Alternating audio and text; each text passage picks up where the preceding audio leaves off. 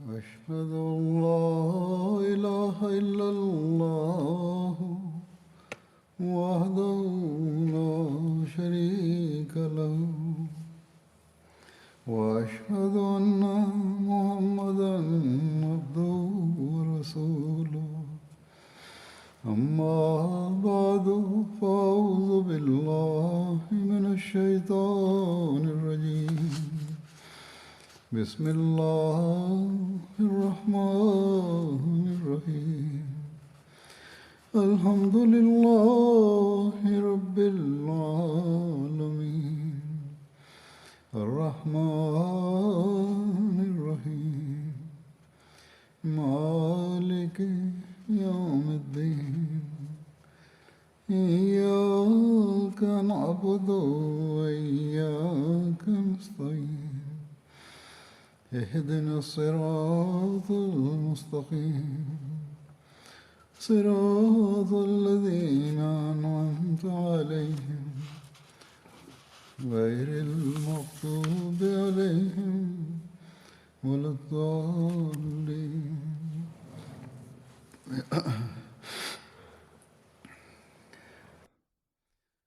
Сегодня я продолжу свое повествование о Хазрате Абу Бакре, да будет доволен им Аллах. Я расскажу о мнении тех, кто отказался платить закат, и о том, как поступил с ними Хазрат Абу Бакр, да будет доволен им Аллах. У Ат-Табари написано, что племена Асад, Гатфан и Таи собрались под руководством Тулахи ибн Гувайлида, который выдвинул притязание на пророчество. Люди из племени Асад собрались в местности под названием Самира. Самира – это имя одного человека из племени Ад. Эта местность была названа его именем. Она находится на пути в Мекку. Это гористая местность, и поэтому она была названа так.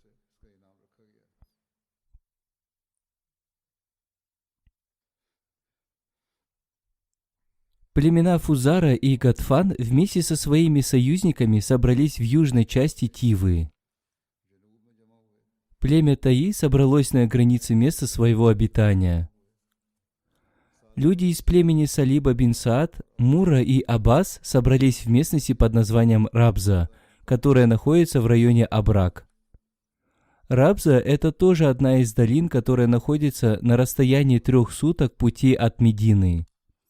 Эта местность находилась под властью племени Бану Зибьян.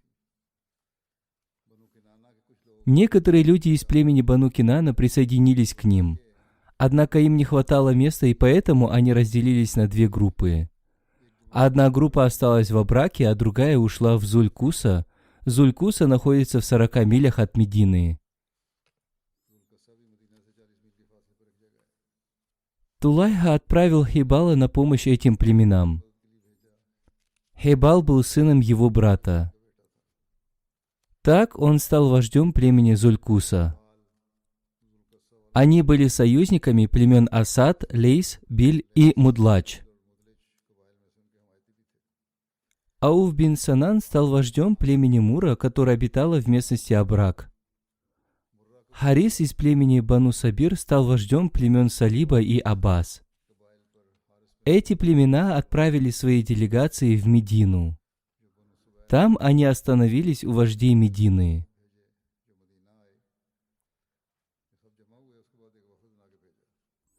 Кроме Хазрата Аббаса, их всех встречали как гостей.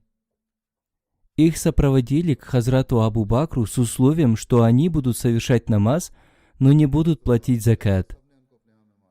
Всевышний Аллах укрепил Хазрата Абу Бакра на истине, и он сказал: «Если они не станут платить закат хотя бы в виде веревки, я буду вести с ними джихад». После решения Хазрата Абу Бакра, когда эти делегации стали покидать Медину, об их состоянии один из историков написал: «Когда эти делегации узнали о намерении Хазрата Абу Бакра, они покинули Медину. Однако они поняли 2 вещи. Во-первых, это то, что отказ от уплаты заката не станет для них полезным, поскольку в отношении этого было ясное повеление ислама, и что халиф никогда не отступит от этого повеления.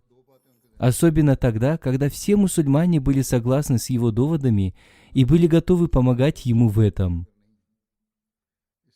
Во-вторых, они подумали, что поскольку мусульмане были слабы и их численность была небольшой, поэтому у них есть возможность совершить мощную атаку на Медину, чтобы разрушить исламское государство. Их мнение заключалось в том, что если они так поступят, они смогут захватить Медину. Одним словом, возвратившись к своим племенам, они объявили, что в Медине находится очень мало людей, и поэтому им нужно напасть на нее. С другой стороны, Хазрат Абу Бакр тоже не был беспечен в отношении их планов. Когда они покинули Медину, Хазрат Абу Бакр расставил посты на границах Медины. Во главе этих постов он поставил Хазрата Али, Хазрата Зубейра, Хазрата Талху и Хазрата Абдуллу бин Масуда.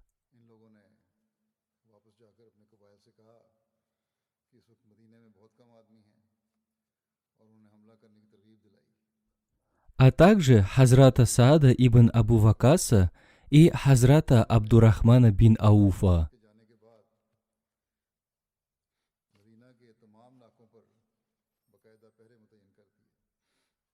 Кроме этого, Хазрат Абу Бакр повелел всем жителям Медины собраться в мечети. Хазрат Абу Бакр сказал им: «Теперь все стали неверными. Их делегации уже заметили вашу малочисленность. Вы не знаете, когда они нападут на вас, днем или ночью. Их ближайшая группа находится в 12 милях от Медины. Некоторые люди хотят, чтобы мы согласились заключить с ними договор на их условиях, но мы не приняли их условия и отказались от них, и теперь вы должны быть готовы к противостоянию». Мнение Хазрата Абу Бакра было абсолютно правильным. Они напали на Медину спустя 3 дня после своего возвращения оттуда. Одну из своих групп они оставили позади в местности под названием Зухаса, чтобы в случае необходимости они оказали им помощь. Зухаса – это местность, которая принадлежала племени Бану Фузария. Она находится между Рабзой и Нахлем. Одним словом, они прибыли к постам, находящимся на границе Медины. Позади них шли люди, которые поднялись на поверхность. Охранники из числа мусульман предупредили своих об атаке противника. Они также отправили людей к Хазрату Абу Бакру.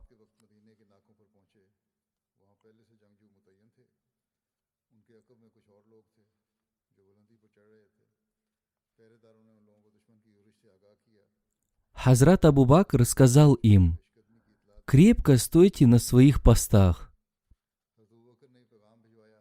Войско мусульман так и поступило. Затем Хазрат Абу Бакр лично отправился к ним верхом на верблюде, и противники были вынуждены вернуться обратно, так и не обретя успеха.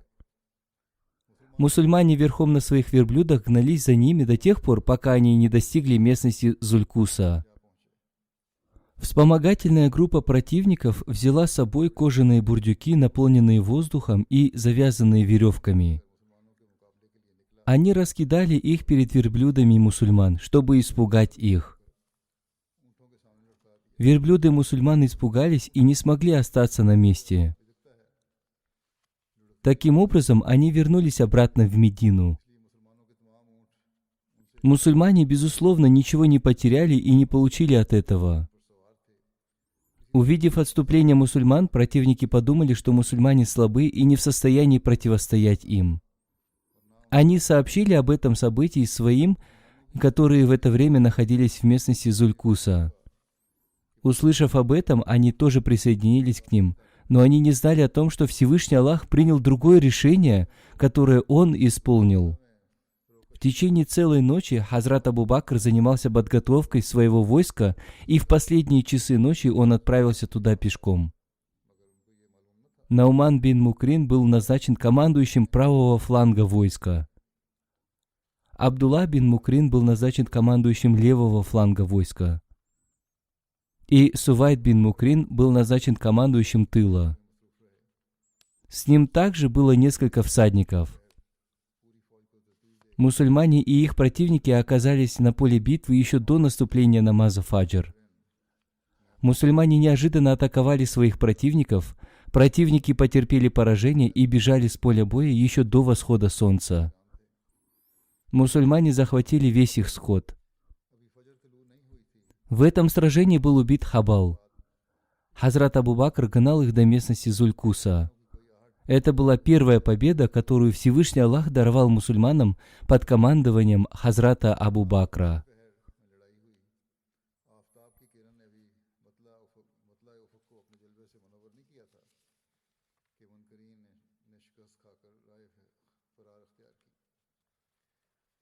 Хазрат Абу Бакр оставил там Наумана бин Мукрина с некоторой группой людей, а сам вернулся в Медину. Эта информация взята из истории Ат-Табари.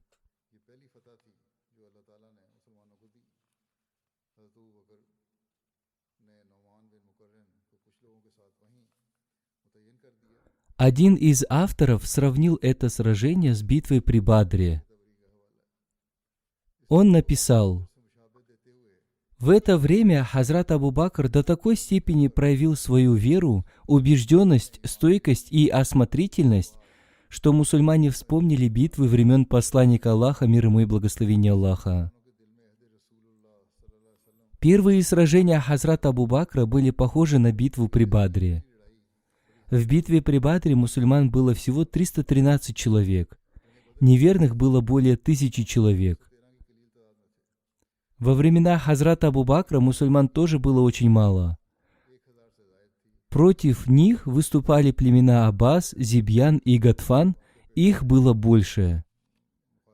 В битве при Бадре Всевышний Аллах даровал мусульманам победу над неверными, и в этой битве тоже Хазрат Абу Бакр вместе со своими сотоварищами укрепил свою абсолютную веру и одержал победу над врагами.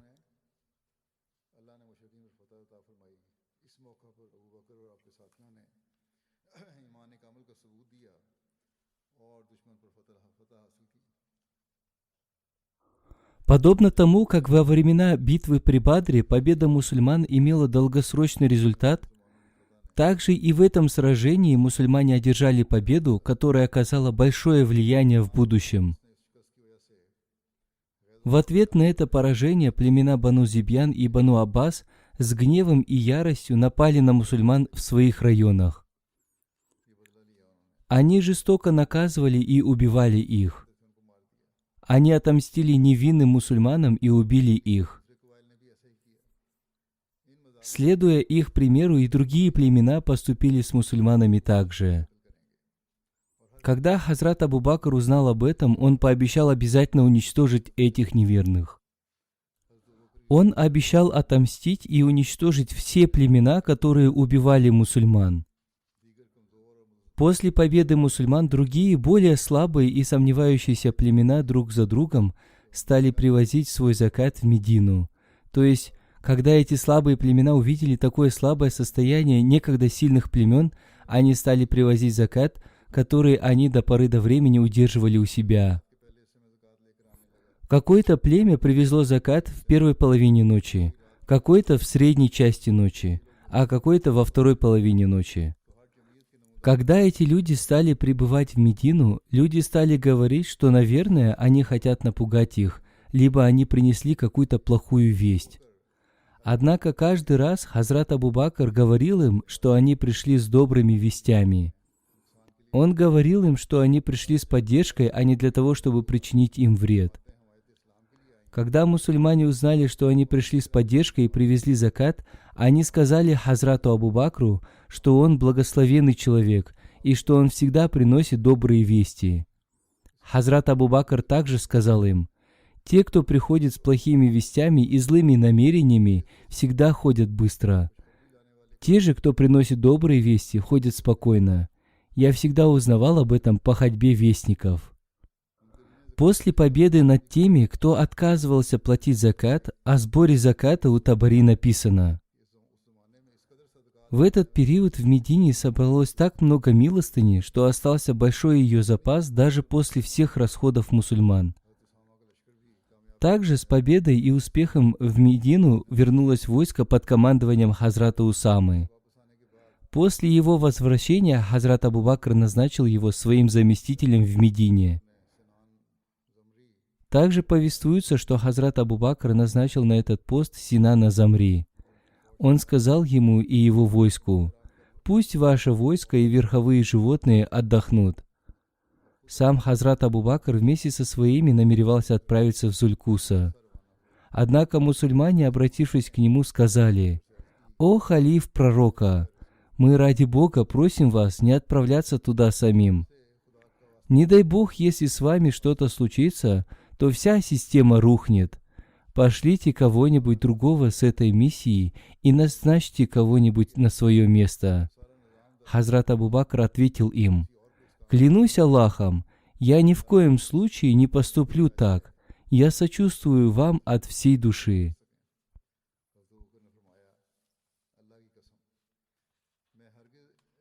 Затем относительно нападения на жителей Рабзы написано: Хазрат Абу Бакр отправился в Зулькусу и Зухасу.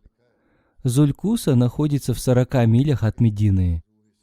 Хазрат Абу Бакр напал на жителей Рабзы в местности Абрака еще в то время, пока Науман, Абдулла и Сувейб находились на своих местах.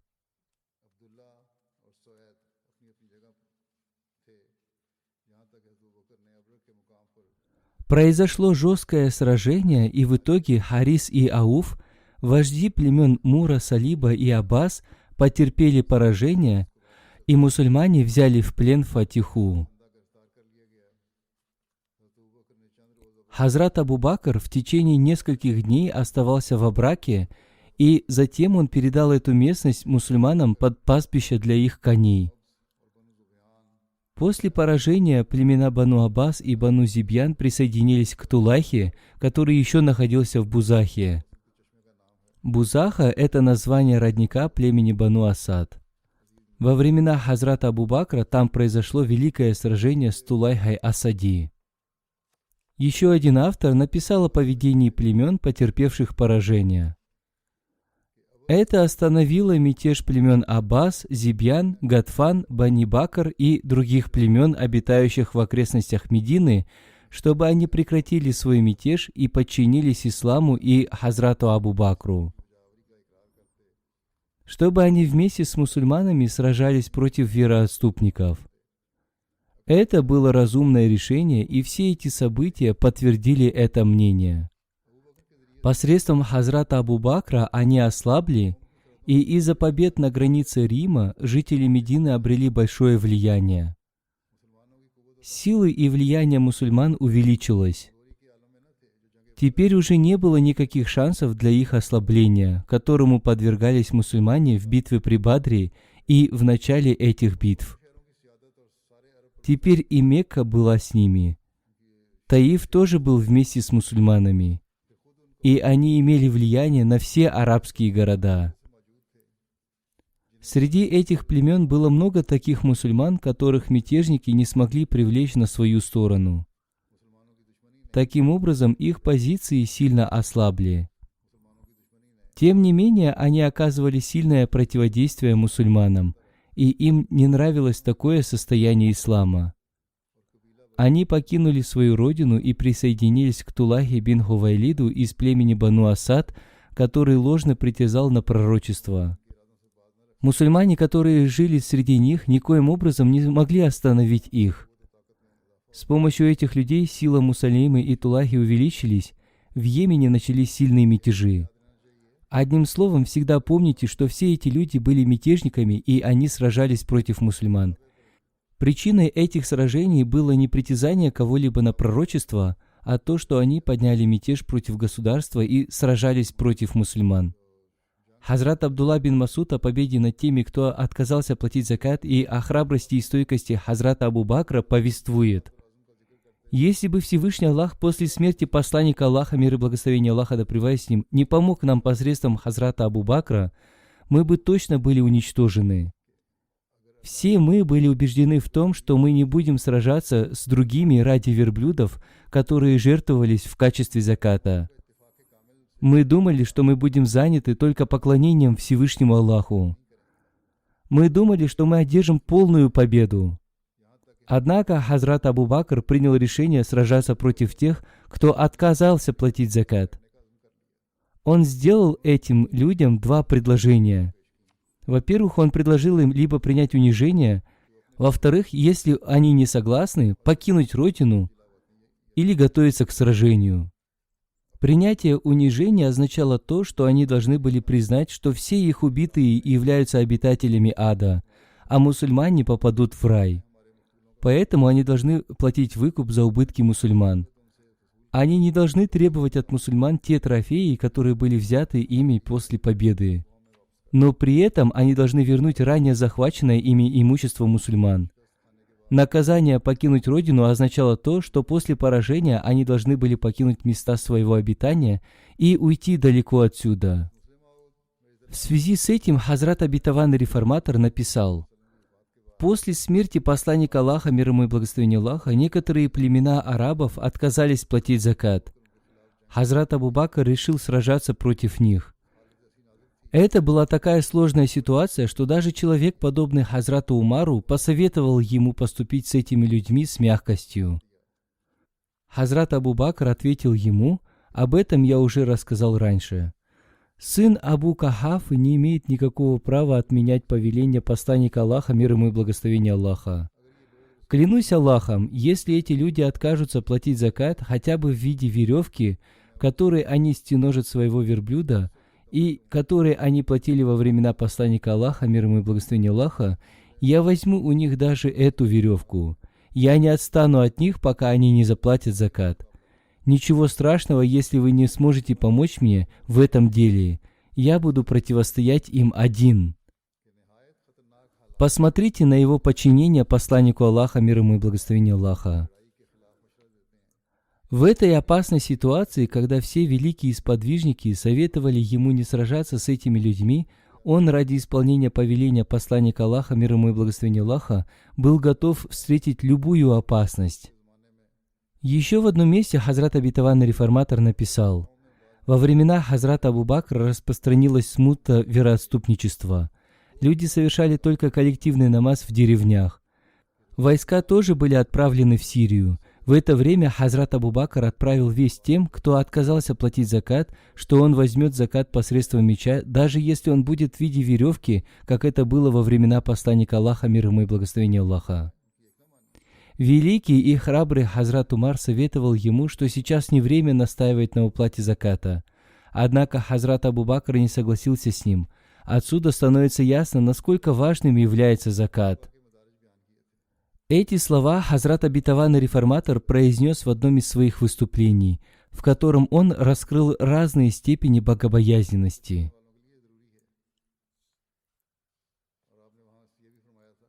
Он сказал: «Насколько же важен закат для обретения богобоязненности? Мусульмане Ахмади тоже должны помнить о важности заката. Они должны платить его».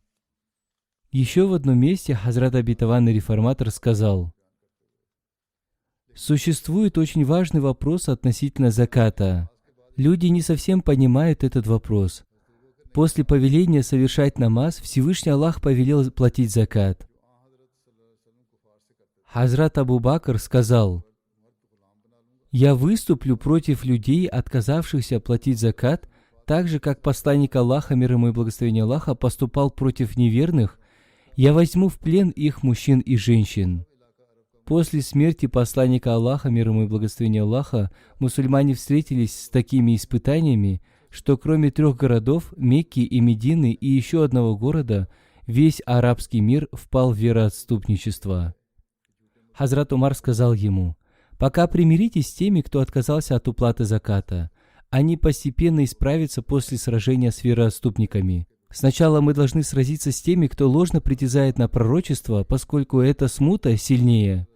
Хазрат Абу Бакр ответил: «Клянусь Аллахом, если они откажутся платить закат хотя бы в виде веревки, которой стяножат своего верблюда, или в виде козленка, как они делали это во времена посланника Аллаха, мир ему и благословение Аллаха, я буду воевать с ними. Даже если вы остановите меня, и хищники вместе с вероотступниками нападут на меня, я буду сражаться против них один». Все его усилия ради установления шариата, закона Божьего, являются благословением халифата. Еще в одном месте Хазрат Обетованный Реформатор написал: «Люди возражают относительно слов Всевышнего Аллаха. Советуйся с ними в каждом важном деле. Они говорят, что эти слова относились только к посланнику Аллаха, мир ему и благословение Аллаха, но не относятся к халифату. Однако эти люди должны помнить о том, что возражение людей Хазрату Абу Бакру относительно заката тоже было подобным этому. Всевышний Аллах изрекает: «Прими с имуществ их пожертвования». Всевышний Аллах повелел это посланнику Аллаха, мир ему и благословение Аллаха. Сейчас его нет, но разве теперь никто не имеет права принять пожертвования? Ведь уже умер тот, кому это было повелено. Хазрат Абу Бакр ответил: «Теперь эти слова обращены ко мне. Посланник Аллаха, мир ему и благословение Аллаха, умер, но шариат уже установлен. Поэтому теперь это относится к халифу времени».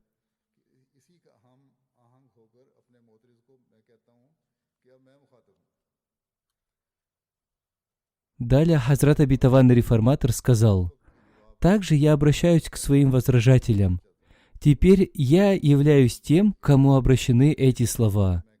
Если этот ответ был истинным, тогда он и сейчас истинен. То, что говорил Хазрат Абу Бакр, правильно. Точно так же правильно и то, что говорю я. Этот принцип всегда будет действовать в отношении халифата». Далее Хазрат Обетованный Реформатор сказал: «Если эти возражения окажутся правильными, то придется удалить многие повеления Священного Корана, но это будет явным заблуждением». Эти слова Хазрат Обетованный Реформатор произнес в одной из своих речей на тему статуса халифа.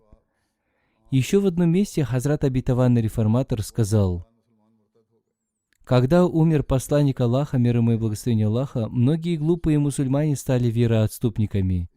В истории написано, что осталось только 3 места, где мусульмане совершали коллективный намаз. Большинство людей в государстве отказались платить закат. Они говорили, что никто не имеет права требовать от них уплату заката после смерти посланника Аллаха, мир ему и благословение Аллаха. Когда это действие распространилось на весь арабский мир, Хазрат Абу Бакр хотел поступить с ними жестоко. Хазрат Умар и другие сподвижники пришли к нему и сказали: «Это очень опасная ситуация. Сейчас даже маленькая ошибка может стать причиной большого ущерба. Поэтому мы советуем вам пока не сражаться с таким большим противником.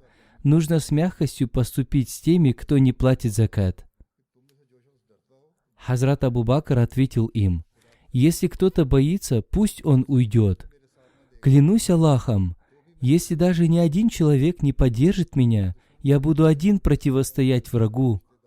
И если враг войдет в Медину и убьет всех моих близких родственников и друзей, и даже если по улицам Медины собаки будут таскать тела мертвых женщин, то даже в этом случае я буду сражаться против них и не остановлюсь до тех пор, пока они не заплатят закат даже той веревкой верблюда, которой они платили его во времена посланника Аллаха, мир ему и благословение Аллаха». Таким образом, Хазрат Абу Бакр с мужеством противостоял врагу и в итоге одержал над ними победу, поскольку он понимал, что только он должен был это сделать. Поэтому он и сказал сподвижникам, которые советовали ему не сражаться: «Я буду один противостоять им до тех пор, пока моя душа не станет жертвой на пути Всевышнего Аллаха». Одним словом, народ, обладающий такой убежденностью, победит на каждом поле битвы, и враг никогда не сможет противостоять ему. В этом и заключается секрет развития общества, поэтому нужно всегда помнить об этом. Еще в одном месте Хазрат Обетованный Реформатор написал: «После посланника Аллаха, мир ему и благословение Аллаха, когда тысячи людей среди арабов впали в вероотступничество из-за отказа платить закат, И когда Мусайлима напал на Медину, Хазрат Абу Бакр, который в то время был халифом, узнал, что Мусайлима вместе со 100-тысячным войском планирует напасть на Медину. В то время, как некоторые люди советовали ему пока не требовать с этих людей уплату заката и примириться с ними, поскольку сложилась сложная ситуация и из-за разногласий по вопросу заката большое количество людей впали в вероотступничество. К тому же Мусайлима с большим войском готовится напасть на Медину. Хазрат Абу Бакр абсолютно не обратил на это внимания и сказал своим советникам: «Неужели вы хотите, чтобы я согласился с вами в том, что абсолютно противоречит повелению Аллаха и Его посланника, мир и благословение Аллаха да пребывают с ним?» Повеление платить закат снизошло от Аллаха и Его посланника, мир ему и благословение Аллаха. Моей обязанностью является сохранить повеление Аллаха и Его посланника, мир и благословение Аллаха да пребывают с ним. Сподвижники еще раз напомнили ему о том, что примирение с ними является требованием сложившейся ситуации, но Хазрат Абу Бакр ответил им: «Если вы не хотите сражаться и противостоять врагам, расходитесь по домам и сидите там. Клянусь Аллахом, я буду сражаться с ними до тех пор, пока они не согласятся платить закат хотя бы в виде веревки, которой они стеножат верблюда. Я никогда не примирюсь с ними в этом». Хазрат обетованный реформатор сказал, что в этом и заключается истинный признак веры и что это и является истинной верой.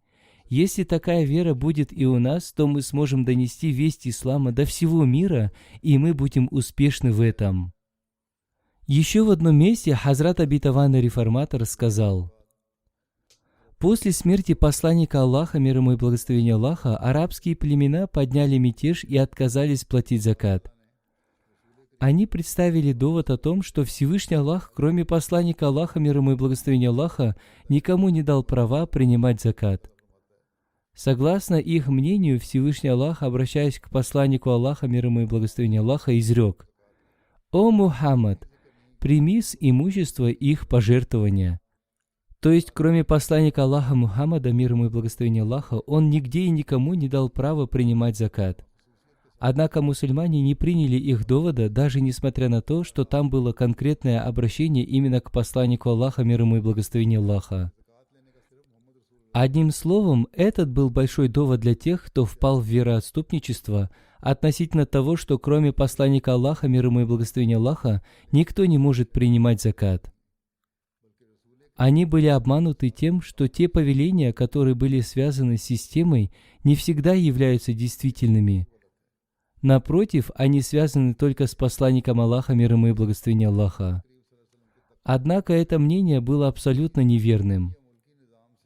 Истина состоит в том, что после смерти посланника Аллаха, мир ему и благословение Аллаха, как не были отменены такие повеления, как намаз и пост, также не были отменены и те повеления, которые были связаны с общественной и государственной системой. Подобно коллективному намазу, являющимся коллективным поклонением, есть и другие повеления, которые должны выполнять мусульмане посредством преемника посланника Аллаха, мир ему и благословение Аллаха. Еще в одном месте Хазрат обетованный реформатор сказал: «Когда умер посланник Аллаха, мир ему и благословение Аллаха, и Хазрат Абу Бакр стал халифом, все арабы стали вероотступниками, кроме Мекки, Медины и маленького поселения. Все люди отказались платить закат и сказали, что Всевышний Аллах, обращаясь к посланнику Аллаха, мир ему и благословение Аллаха, сказал: «Прими с имущества их пожертвования». Поэтому теперь никто не имеет права принимать от нас закат. Одним словом, все арабы стали вероотступниками и стали сражаться с оставшимися мусульманами. Во времена посланника Аллаха, мир ему и благословение Аллаха, несмотря на то, что ислам был слабым, племена арабов по отдельности совершали нападения. Иногда нападала одна группа, иногда другая. Во время битвы при Ахзабе, когда неверные, объединившись, напали на мусульман, мусульмане были более-менее сильными, но не такими сильными, чтобы не бояться нападений. После этого, во время победы над Меккой, некоторые арабские племена поддержали посланника Аллаха, мир ему и благословение Аллаха. Так Всевышний Аллах создал мужество мусульман в глазах врагов, чтобы они не смогли захватить всех арабов. Во времена Хазрата Абу Бакра все арабы стали вероотступниками, кроме Мекки, Медины и маленького поселения. Все они отказались платить закат. Вероотступники не только отказались платить закат, они вышли сражаться с оставшимися мусульманами. В некоторых местах они собрали 100-тысячное войско. Мусульмане имели только 10-тысячное войско, которое было отправлено в Сирию. Это было то войско, которое было отправлено до смерти посланника Аллаха, мир ему и благословение Аллаха, ради нападения на территории римлян. Хазрат Усама был назначен командующим этого войска. Те, кто остался позади, были либо слабыми, либо престарелыми, среди них было и несколько молодых людей. Увидев такую ситуацию, сподвижники подумали, что если начнется мятеж и не будет войска Усамы, то кто будет охранять Медину? Таким образом, делегация из великих сподвижников пришла к Хазрату Абу Бакру и попросила его временно отложить отправку войска в Сирию до удаления признаков мятежа, поскольку отправлять их в данной ситуации будет опасным. Хазрат Абу Бакр гневно сказал: «Неужели вы хотите, чтобы сын Абу Кахафы оставил то войско, которое повелел отправить посланник Аллаха, мир ему и благословение Аллаха? Я обязательно отправлю это войско по назначению. Если вы боитесь войска врагов, оставьте меня, я буду один противостоять врагу». Хазрат обетованный реформатор сказал, что это был великий довод истинности слов Всевышнего Аллаха. «Они будут поклоняться мне и не будут ничего приобщать ко мне».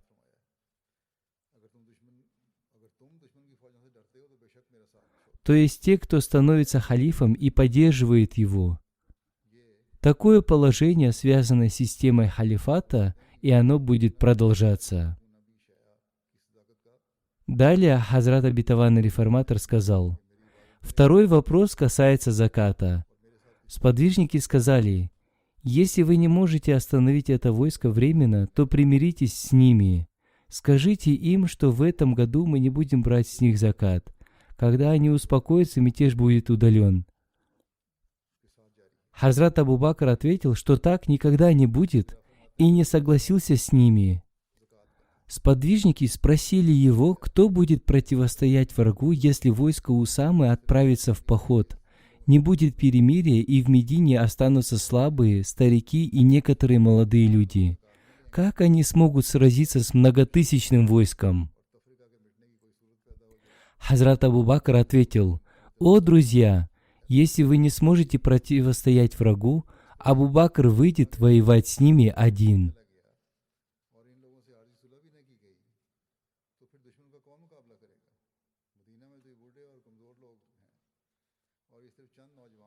Далее Хазрат обетованный реформатор сказал: «Это был призыв такого человека, который не имел большого опыта в военном деле. Про него думали, что он слаб сердцем. Откуда в нем могла возникнуть такая храбрость, мужество и уверенность? Он был настолько уверен, потому что он был убежден в том, что именно он является халифом от Всевышнего Аллаха, и что именно он должен был исполнить эту обязанность. Поэтому его обязанностью было противостоять врагам, а быть успешным или неуспешным в этом деле является желанием Всевышнего Аллаха. Если Всевышний Аллах пожелает даровать успех, Он дарует его, но если Он не желает даровать успеха, то даже все войско не сможет даровать ему успеха. Решение Хазрата Абу Бакра привело к великим итогам, и об этом Хазрат обетованный реформатор сказал: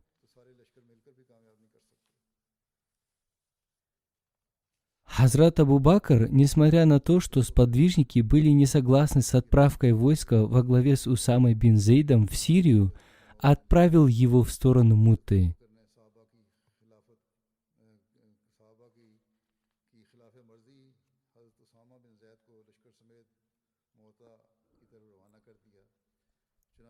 Спустя 40 дней это войско успешно вернулось в Медину. Все люди своими собственными глазами увидели поддержку и победу Всевышнего Аллаха. После этого похода Хазрат Абу Бакр обратился к смуте тех, кто ложно притязал на пророчество. Он полностью удалил эту смуту. Он также поступил и с вероотступниками. Великие сподвижники были не согласны с ним, они говорили, что эти люди верят в единство Аллаха и пророчество и отказываются платить закат. Как можно поднимать на них меч? Однако Хазрат Абу Бакр с мужеством сказал им: «Если сегодня я разрешу им не платить закат, то постепенно они перестанут совершать намаз и соблюдать пост, и от ислама останется только название». Таким образом, Хазрат Абу Бакр противостоял тем, кто отказался платить закат. В итоге он одержал победу и получил помощь Всевышнего Аллаха. Заблудшие люди вышли на прямой путь. Иншаллах, эта тема будет продолжена. Я постоянно обращаю ваше внимание к мольбам в связи с нынешней ситуацией в мире. Не уменьшайте количество своих молитв. Особенно молитесь за то, чтобы мир признал своего Создателя. Это единственный верный способ спасти мир от разрушения. Пусть Всевышний Аллах смилуется и примет все наши мольбы. Сегодня я хочу вспомнить об одном покойном. После пятничной молитвы я совершу по нему погребальную молитву джаназа гайб в отсутствии тела покойного.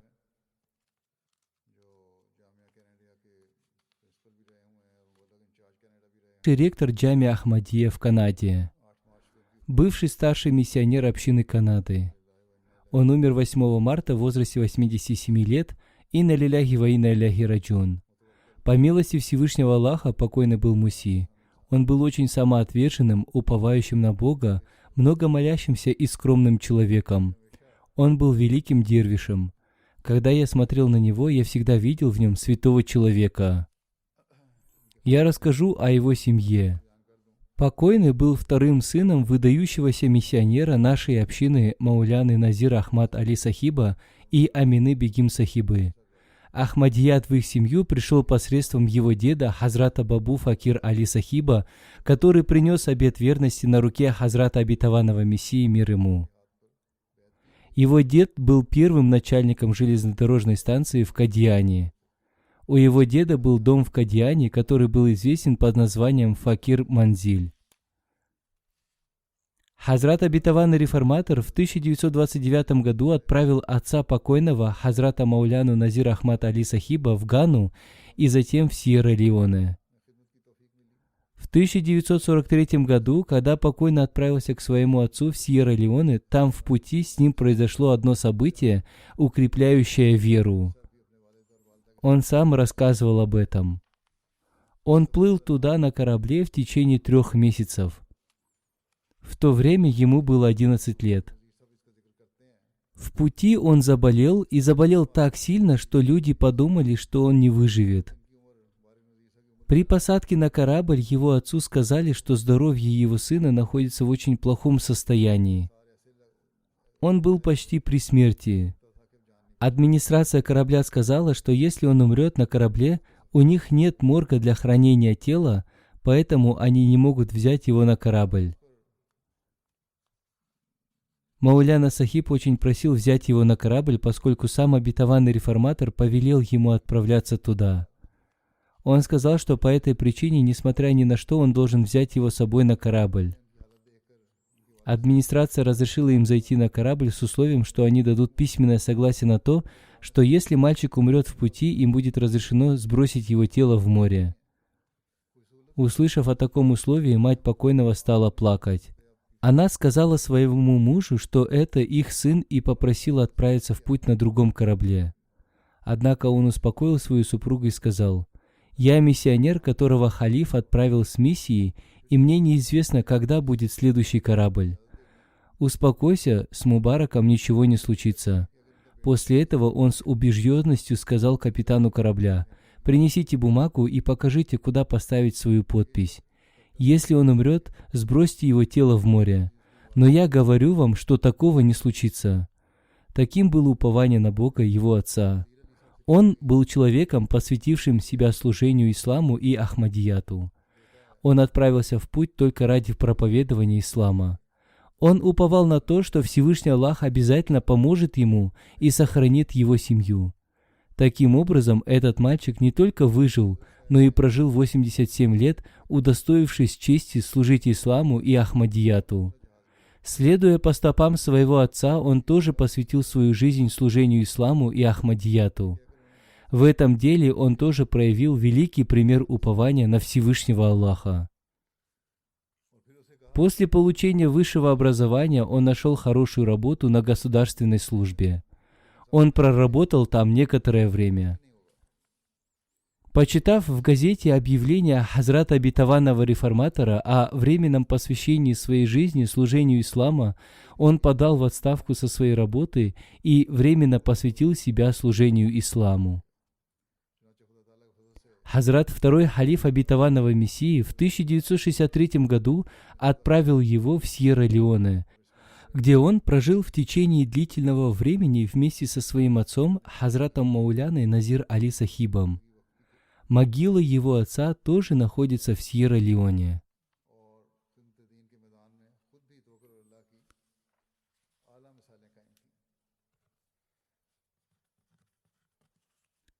Когда покойный приехал в Сьерра-Леоне, он первым делом навестил могилу отца. При этом он вспомнил слова своего отца из его речи, которую он произнес 26 ноября 1945 года. Его отец сказал: «Сегодня мы ради Аллаха отправляемся на джихад, усердное служение для распространения ислама в Западной Африке. Каждый человек в конце концов умрет. Если кто-то из нас умрет, не думайте, что мы находимся далеко от дома.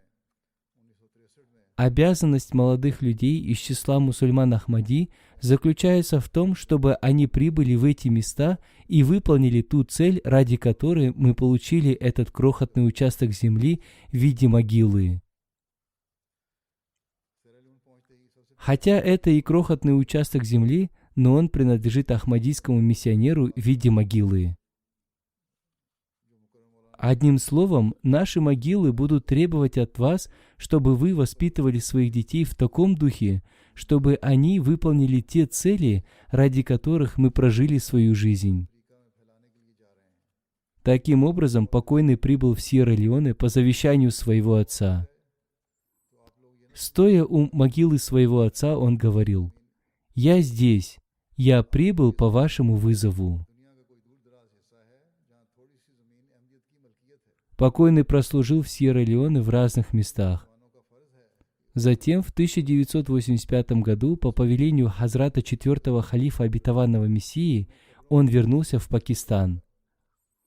Вернувшись в Пакистан, он написал заявление о принятии его на постоянное служение исламу и Ахмадияту. Хузур принял его заявление и в 1988 году отправил его в Канаду в качестве миссионера, где он и прослужил в разных местах.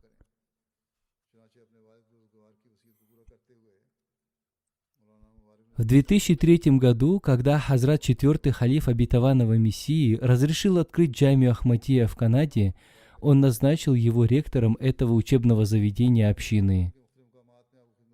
Однако джамия Ахмадия в Канаде не была открыта при жизни Хазрата четвертого халифа. Она была открыта в мой период. Я также назначил его ректором джамии Ахмадия в Канаде. До 2009 года он прослужил в Канаде в качестве ректора джамии Ахмадия. Затем в 2010 году я назначил его старшим миссионером общины Канады. Он прекрасно прослужил на этом посту до 2018 года. В целом он прослужил общине 59 лет. Его временное посвящение считалось постоянным посвящением. Покойный также принимал участие в различных собраниях общины в качестве специального представителя общины. Его выступления и речи нравились всем, как мусульманам Ахмади, так и не Ахмади. Его выступления оказали очень большое влияние на людей. Они привлекали к себе внимание слушателей. В 2016 году покойный в качестве моего представителя заложил первый камень в фундамент больницы Нур.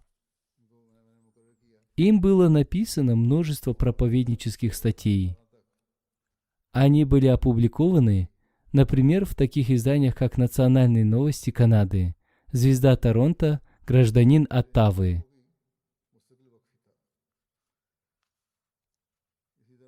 Ему также посчастливилось перевести на английский язык книги обетованного Мессии, мир ему, «Божественное проявление» и «Победа ислама».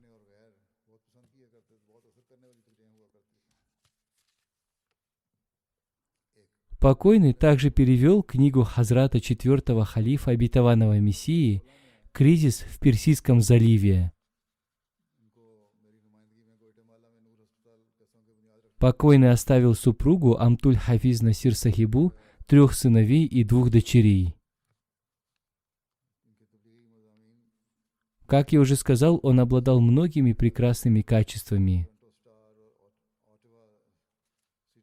Он был образцовым служителем, посвятившим свою жизнь служению религии. Он был особым примером для миссионеров.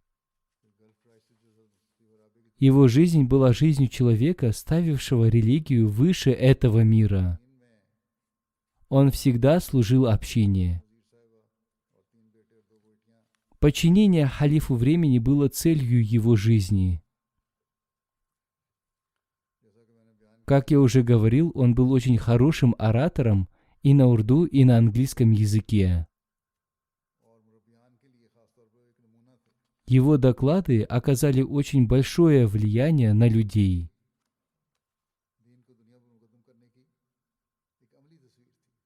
Его супруга Амтуль Хафиз пишет: «Он прожил всю свою жизнь с добродетелью и богобоязненностью. Он очень добросовестно использовал средства общины.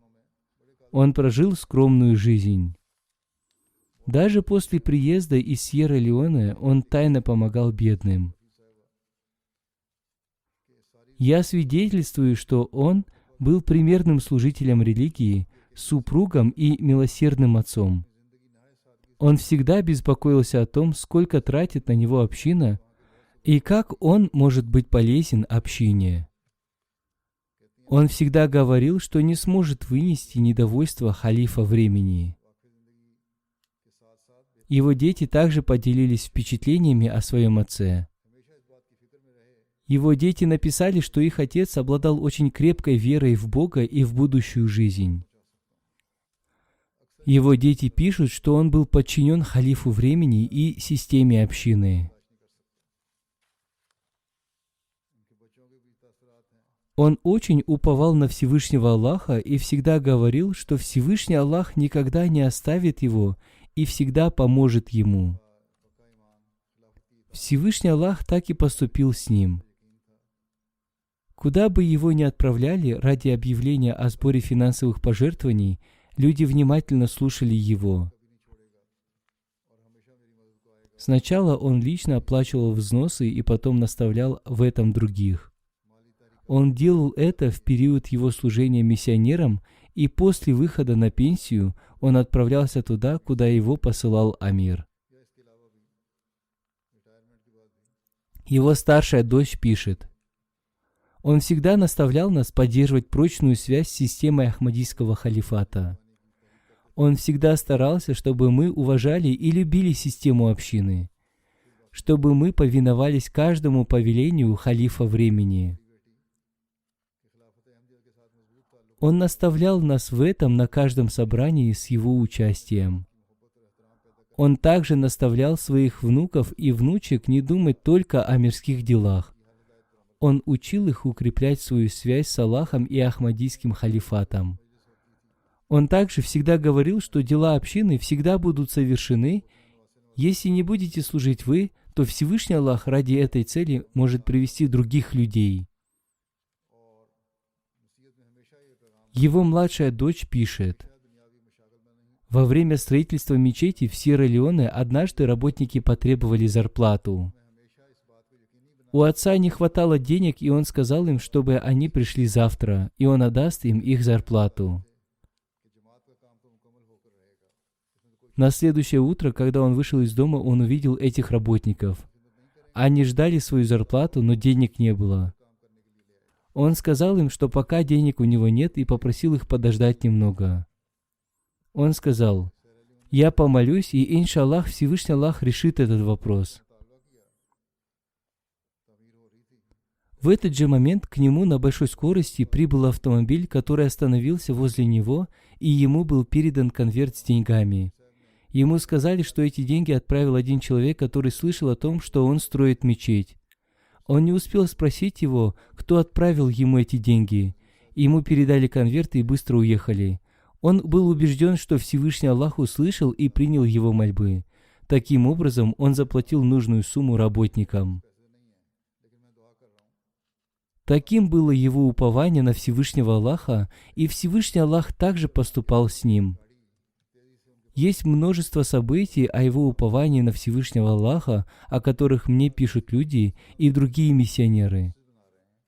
Как я уже сказал, он поистине был настоящим ученым, и поэтому его речи оказывали влияние на других. Он был очень искренним в глазах Ахмадийского халифата. Пусть Всевышний Аллах возвысит его степенями в раю. Пусть Всевышний Аллах одарит его детей и потомство возможностью следовать по его стопам. Пусть Всевышний Аллах сделает его детей наследниками его молитв.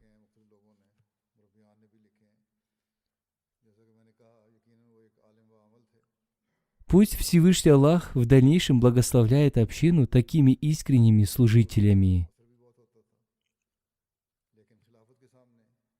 Пусть Всевышний Аллах одарит возможностью миссионеров, получивших образование в Джаме Ахмадия в Канаде, стать примером для будущих миссионеров, поскольку они лично слышали от него о таких событиях и знают, каким образом он воспитывал их, обучал их проповедованию и нравственности.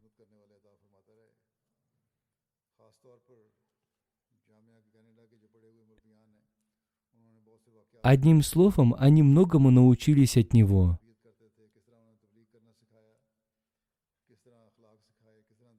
События, о которых он вам рассказывал, не должны остаться для вас только событиями. Напротив, вы должны стать образцовыми миссионерами.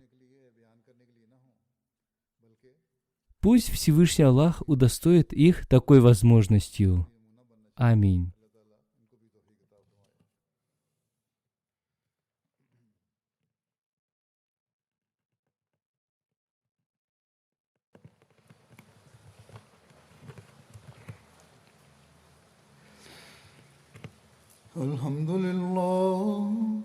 الحمد لله نحمده ونستعينه ونستغفره ونؤمن به ونتوكل عليه ونعوذ بالله من شرور أنفسنا ومن سيئات أعمالنا من يهده الله فلا مضل له ومن يضلل فلا هادي له ونشهد أن لا إله إلا الله ونشهد أن محمدا عبده ورسوله عباد الله رحمكم الله إن الله يأمر بالعدل والإحسان وإيتاء ذي القربى وينهى عن الفحشاء والمنكر والبغي يعظكم لعلكم تذكرون اذكروا الله يذكركم يعظكم لعلكم تذكرون اذكروا الله يذكركم وادعوه يستجب لكم ولذكر الله